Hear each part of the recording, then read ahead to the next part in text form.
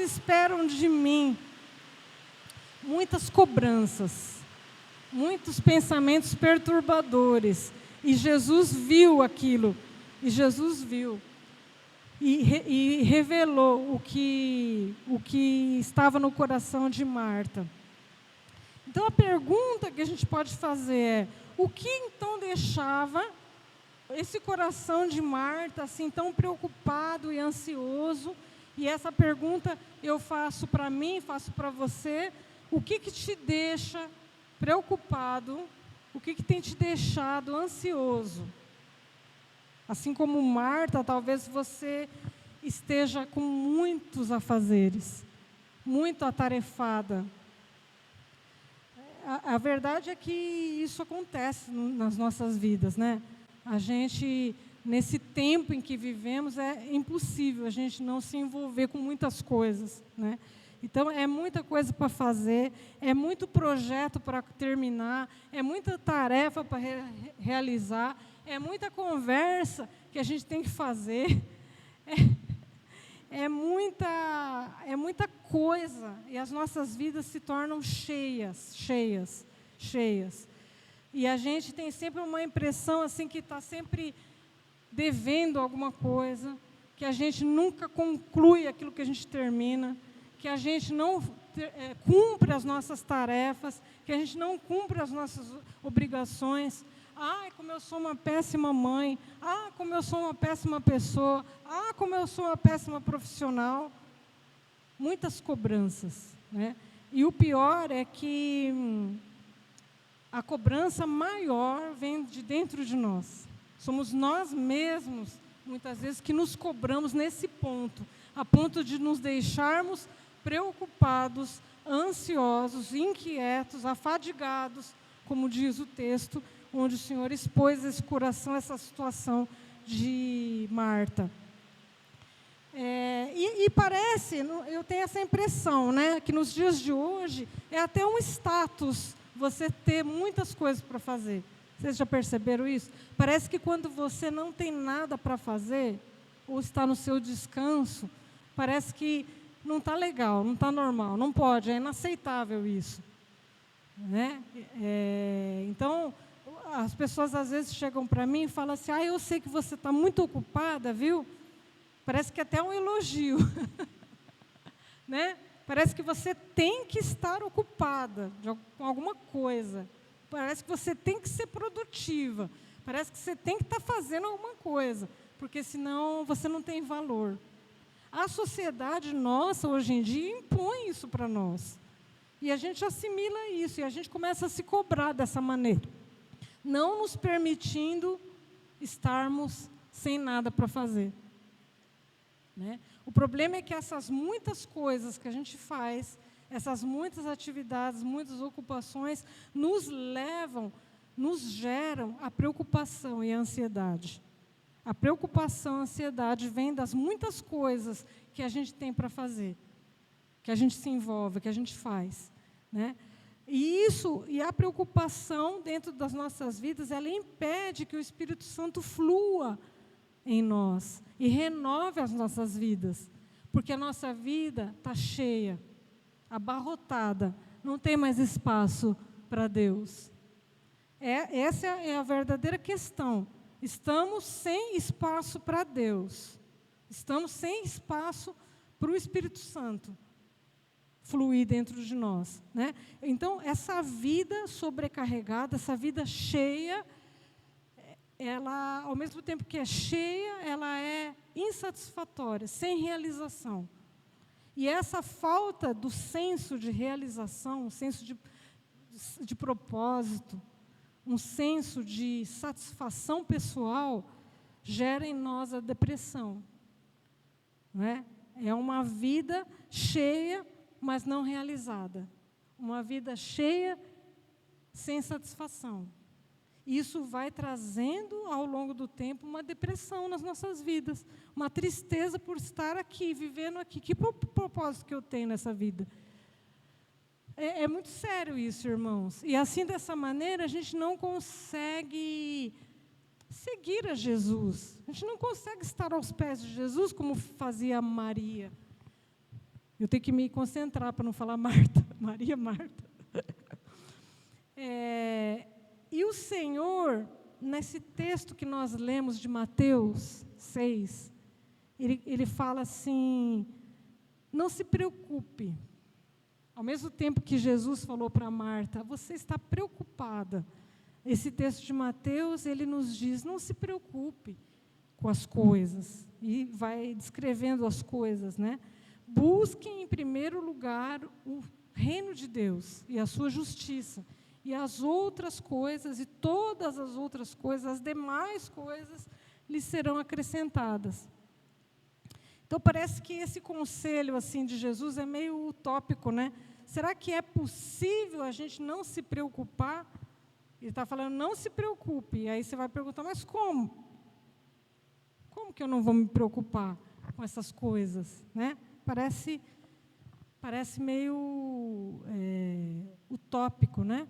Mas ele fala, se você se buscar em primeiro lugar o reino de Deus e a sua justiça, as outras coisas serão acrescentadas. Será que é possível isso? Viver isso, né? Então, eu tenho uma ilustração para fazer. Eu gosto disso, né? Vocês sabem. E eu quero fazer aqui, não sei se vocês vão ver. Espera aí. Sabe o que é isso? Não é aquilo que vocês estão pensando, tá?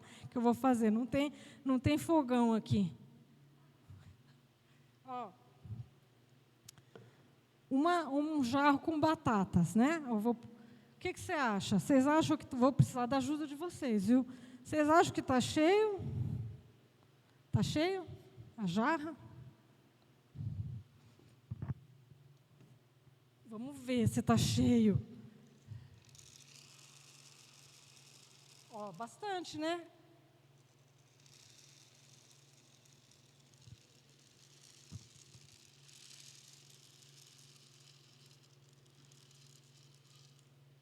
Não estava cheio.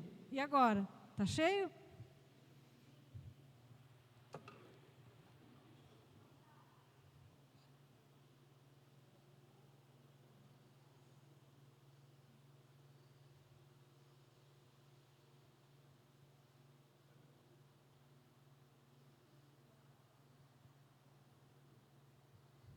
E agora?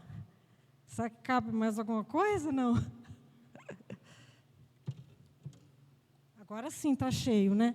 O que isso quer nos dizer, hein? Qual é a lição disso daí?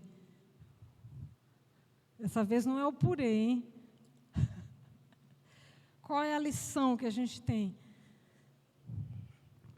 A lição é que se a gente não colocar as coisas maiores primeiro, a gente não vai conseguir colocar depois. Primeiro tinha que ser as coisas maiores. Se eu colocasse o feijão, colocasse a água, não ia conseguir colocar a batata. Eu preciso colocar as coisas maiores primeiro. Isso quer dizer o seguinte, que as coisas mais importantes devem estar em primeiro lugar. E as outras coisas serão acrescentadas. Aleluia, aleluia. Vocês entendem agora esse texto. É possível, irmãos, é possível viver uma vida sem preocupação. É possível fazermos todas as coisas, as quais a gente se incumbe fazer, as quais são a responsabilidade nossa fazer, sem preocupação, sem ansiedade, sem inquietação. Então, busque em primeiro lugar as coisas mais importantes, que Jesus falou assim, a melhor parte. Jesus falou para Marta, a Maria escolheu colocar em primeiro lugar aquilo que era mais importante. Ela escolheu a melhor parte. Na verdade, é uma coisa só. Né? Você está preocupado com muitas coisas, sendo que somente uma é necessária. Essa uma é colocar o mais importante em primeiro lugar, que as demais coisas serão acrescentadas. Então, quando a gente abre espaço no nosso coração para o Senhor, Ele vai abrir espaço nas nossas vidas para as outras coisas, para as demais coisas. Amém? Amém? Então, essa é a boa parte, essa é a melhor parte, essa é a escolha certa que nós devemos fazer nas nossas vidas. É o reino de Deus em primeiro lugar nas nossas vidas. E aí eu fiquei pensando, porque a gente fica, né? Mas eu preciso me desvencilhar disso, desvencilhar daquilo. É claro, nós precisamos organizar a nossa vida de forma saudável, né? A gente não vai nos sobrecarregar com aquilo que Deus não mandou a gente fazer. Mas, a gente, analisando a vida de Jesus, a gente percebe que ele era uma pessoa muito ocupada enquanto esteve aqui. Ele viajava, ele curava, ele expulsava o demônio, ele visitava, ele ensinava. Jesus estava para lá e para cá, enquanto ele começou o ministério dele, depois que ele começou o ministério dele, era para lá e para cá. Uma vida muito atarefada. Mas qual que era a diferença? O que a gente observa também, né, na vida de Jesus, a gente precisa trazer para as nossas vidas. O que ele quer, então, antes de falar de Jesus, né, de como ele lidava com essas tarefas que ele tinha que exercer aqui na terra, ele quer que a gente, ao invés de focarmos nas muitas coisas, a gente foque numa coisa só, que é a mais importante. Então, irmãos, na verdade, é o foco. O foco de Marta e de Maria eram diferentes. Marta estava focando nas muitas coisas, foi o que Jesus falou. Você está preocupada com muitas coisas. O foco, a prioridade, deve ser o que Maria escolheu, uma coisa. Uma coisa. Ele não está mandando a gente se desvencilhar das tarefas, ele não quer que a gente se isole lá na caverna e que a gente se livre. Não, porque Jesus vivia uma vida atarefada. Ele não quer que a gente tenha esse tipo de atitude, mas é o foco. A prioridade é diferente. E essa prioridade, esse foco é dentro do nosso coração.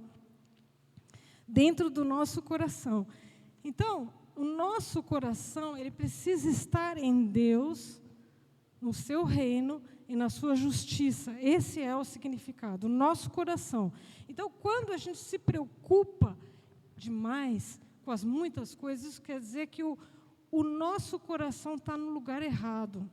O nosso coração está no lugar errado. Jesus, então, nos orienta a colocar o nosso coração naquilo que é importante, naquilo que importa, naquilo que é a melhor parte, uma coisa, a melhor parte, o resto será encaixado. Então, não é uma atitude exterior, é uma atitude interior, uma atitude interna. O reino de Deus não está aqui, não está lá, não é assim que o texto diz? O reino de Deus está dentro de vocês. É esse o foco que a gente precisa ter, interno. Então, Jesus tinha uma vida muito atarefada, mas a marca de Jesus é que ele focava em fazer a vontade do Pai, não é assim? Todos os textos que a gente lê, ele está falando isso. Ele está descrevendo isso para nós, através da sua palavra. O meu alimento é fazer a vontade do Pai. Eu só faço o que vejo o Pai fazer. Essa era a motivação, isso era o que impulsionava Jesus a fazer tantas coisas como ele fez, como ele fazia. É fazer a vontade do Pai. O coração dele, então, estava focado em fazer a vontade do Pai. Ele era obediente ao Pai. Nós tivemos esse ensino, né? Domingo passado. Ele era obediente ao Pai. Então, é isso que movia. E o relacionamento de Jesus com o Pai era assim, de amor. Jesus amava o Pai amava Jesus, todas as coisas, o Pai... explodiu aqui. Todas as coisas o Pai dava a Jesus, o Filho, e esse era o relacionamento que o Pai, que Jesus tinha com o Pai. Então, onde ele estava fazendo a vontade do Pai. Onde ele ia, era cumprindo, o interesse dele era cumprir a vontade do Pai. Então, a diferença é que a gente não vai abandonar as nossas ocupações, aquilo que a gente precisa fazer. mas o nosso coração, o nosso foco está na coisa certa, não está nas coisas. Isso nos livra de todas as preocupações. Então, da mesma forma que Jesus viveu, Ele quer que a gente viva também, né? Estar no mundo sem ser do mundo, sabe? É interno o negócio. Então, pode ser que a sua vida não mude, pode ser até que fique mais atarefada. Só que a diferença é que a gente tem um outro foco agora. Agora, o meu foco, o meu coração não está nessas coisas, mas está no reino, estar em buscar a vontade dEle para mim. Qual é a vontade dEle para mim? Eu vou fazer. E isso se torna leve, isso se torna prazeroso, isso se torna alegre. Sabe, nos livra de todas essas perturbações que nos atingem, né? Então, o foco é diferente. A gente vai começar a ver as muitas coisas como oportunidades do Senhor mostrar a sua glória. Oportunidades, desafios para que a gente chegue mais perto dEle, para que Ele se manifeste através daquela situação. Mudou o foco. E eu começo a não olhar mais meu irmão que não está fazendo, assim como eu estou, não olho, cada um está no propósito, cada um tem um chamado, cada um tem um propósito de Deus, eu preciso buscar qual é o meu, né? E fazer a vontade do Pai para a minha vida naquela hora, daquele jeito. Então, a vida ela deixa de ser uma coisa desgastante, né? Uma preocupação, uma ansiedade, uma depressão até, né? Que nos leva até a desistir da fé, muitas vezes. E é possível viver uma vida de alegria, uma vida de leveza, uma vida de plena satisfação e realização. Uma vida em que meu coração está cheio, está transbordante, e eu estou satisfeita. Esse é o propósito, esse é o nosso propósito. Nós precisamos conhecer, entender, colocar o nosso coração nisso e nos apaixonar por isso. E isso vai nos mover, vai nos impulsionar. E assim vamos fazer o reino, assim vamos fazer com que Jesus seja glorificado, e assim vamos fazer como Ele fez, né? Demonstrando o poder de Deus onde estivermos. Então, o reino é esse lugar onde o Espírito Santo vai nos curar, vai nos direcionar, vai nos guiar, vai nos renovar, vai nos desafiar continuamente. E os nossos corações precisam estar fixos nisso. E as preocupações, aos poucos, vão nos deixando. Vão nos deixando. É isso que eu tenho entendido do Senhor, né? Então, aqui, um resumo até aqui, ó. As muitas coisas nos levam às preocupações, ansiedade, inquietações. O que nos faz perder o foco do que é mais importante, da única coisa que é necessária, que é buscar o reino de Deus, né? Que é focarmos numa coisa só. E aí, esse texto que nós lemos, busquem em primeiro lugar o reino. O que é isso, né? O que é isso? Porque parece muito vago isso, né? Mas como que eu coloco o meu coração nisso? Como é que eu busco o reino em primeiro lugar, né? Então, primeiro, analisando assim a busca. A busca é um desejo grande, né? Eu preciso desejar muito para eu buscar. E eu preciso determinação também, né? Essa palavra buscar quer dizer que não é uma coisa que não dependa de mim. Não é uma coisa que Deus derrama sem que eu deseje, sem que eu vá atrás. Não, a busca quer dizer que eu estou interessada naquilo, eu vou atrás daquilo, não é? Então, busca em primeiro lugar. Exige esforço da nossa parte. Na verdade, assim, a presença de Deus está dentro de nós, quando a gente convida o Senhor Jesus, né? O Senhor Jesus vem morar, através do seu Espírito Santo, em nós, é uma dádiva, é um presente. Mas eu preciso me esforçar para viver dentro dessa presença também. Existe uma parte minha e uma parte de Deus. A parte de Deus Ele já fez. Mas eu preciso me livrar das coisas que me preocupam para que eu viva o reino de Deus na plenitude. Porque as coisas que me preocupam tomam o lugar da presença de Deus, dentro de mim. E eu vou, aos poucos, vou esfriando, né? Vou perdendo o foco e vou focando naquilo que não importa. Porque as preocupações, elas vão voltar e vão te acessar, vão fazer com que você volte para trás, né? Então, exige esse esforço nosso, né? É uma disciplina, então, nesse ponto é necessário, é importante uma disciplina no discipulado, um esforço meu para ser verdadeiramente discípula do Senhor Jesus, né? Então, assim, Jesus cumpria a bebida e a comida, o propósito, a prioridade de Jesus aqui na terra era fazer a vontade do Pai. A nossa também deve ser. Mas como que a gente faz a vontade do Pai se a gente não sabe qual é? Nós precisamos, então, ouvir a voz de Deus, aprender a ouvir a voz de Deus. Jesus tinha essa conexão com o Pai, assim, junto. Por isso que ele sabia a vontade do Pai, por isso que ele obedecia. Nós não podemos ser obedientes se a gente primeiro não ouvir. Então, nós precisamos ser treinados, e esse esforço vem para isso, para que a gente seja treinado a ouvir a voz de Deus. As muitas coisas nos tampam os ouvidos, e a gente não consegue mais ouvir. E a nossa vida fica sem propósito, a gente não sabe qual é a vontade de Deus, e a gente não obedece, porque a gente não ouve.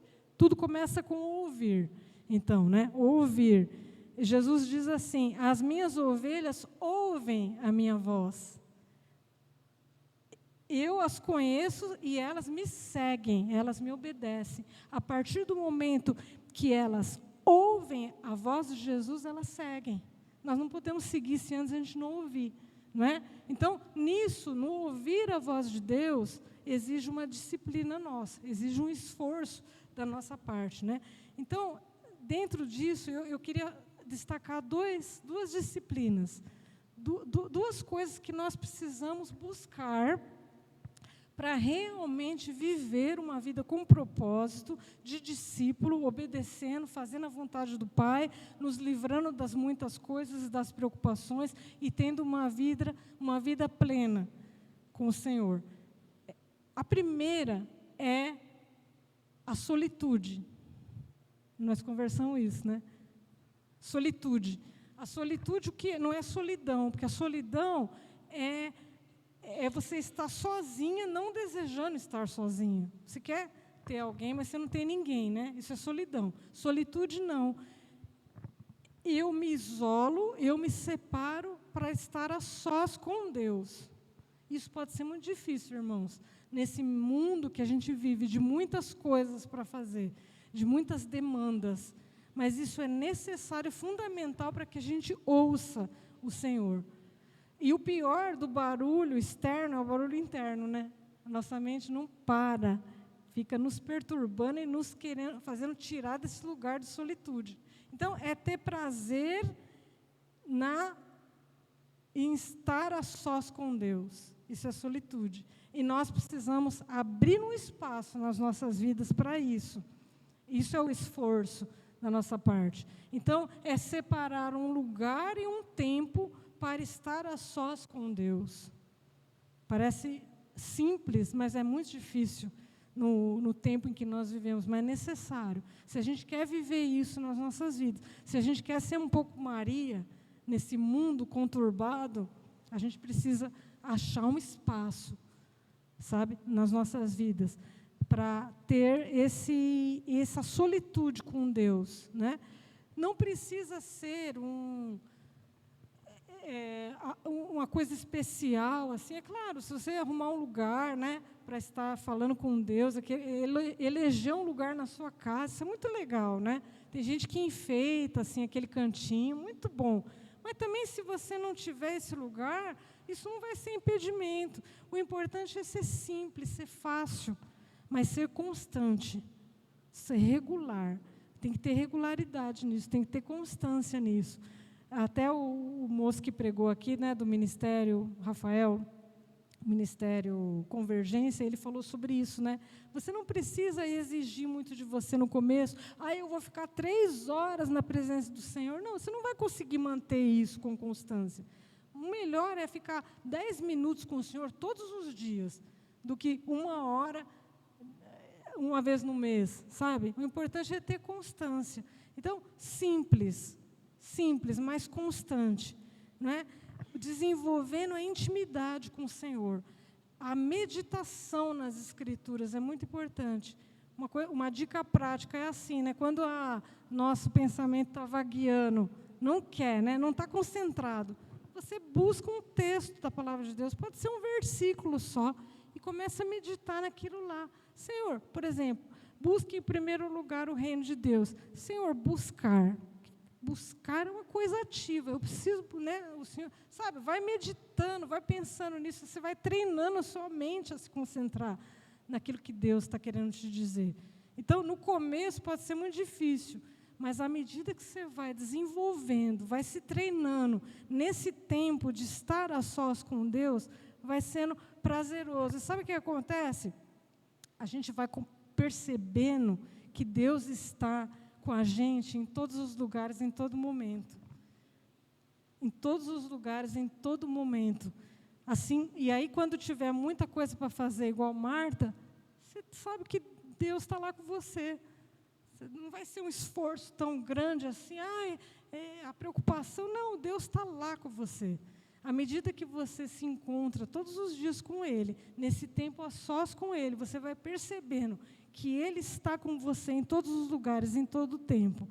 E você vai reconhecer Ele no meio das suas muitas tarefas. Porque às vezes a gente não reconhece que Ele está com a gente, no meio daquela tribulação toda. Mas à medida que você desenvolve essa intimidade com Ele, na presença dEle, em solitude, você vai reconhecer que Ele está com você, no meio dessa bagunça que é a sua vida.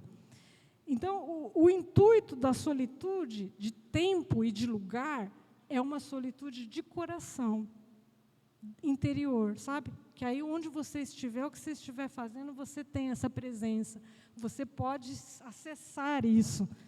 Esse é o reino, irmãos. O reino está dentro de nós. Glória a Deus por isso. Outra disciplina, então, a gente falou da solitude. A outra que eu queria destacar é a vida em comunidade. Falamos isso também. Deus confirma todas as coisas.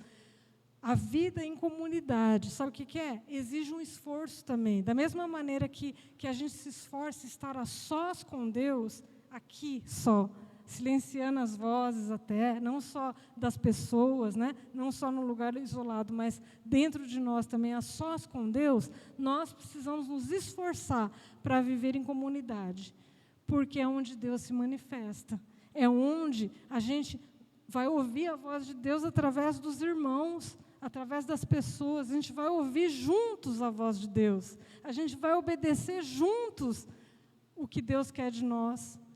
É isso que Deus deseja. Então, aquilo que está dentro de mim, eu manifesto.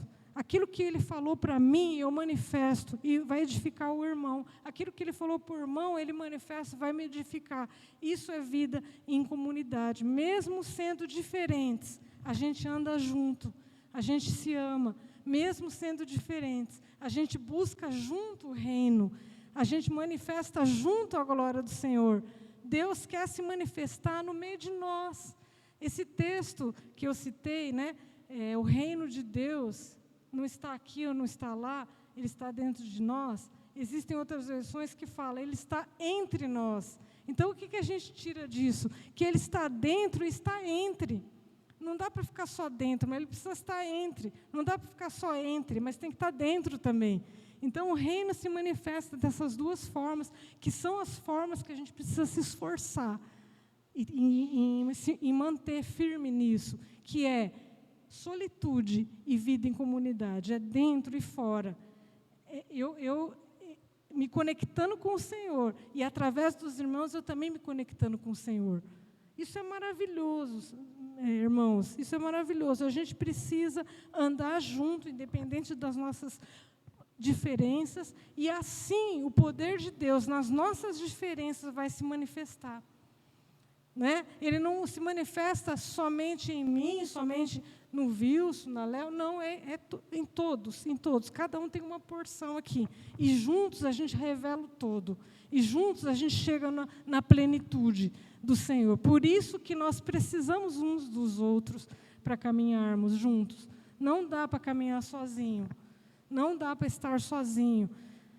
E a obediência praticada junto. Então, nós vamos ouvir junto, nós vamos obedecer juntos, nós vamos conhecer juntos, ouvir juntos, mas também andar em obediência juntos. Está explodindo aqui o feijão.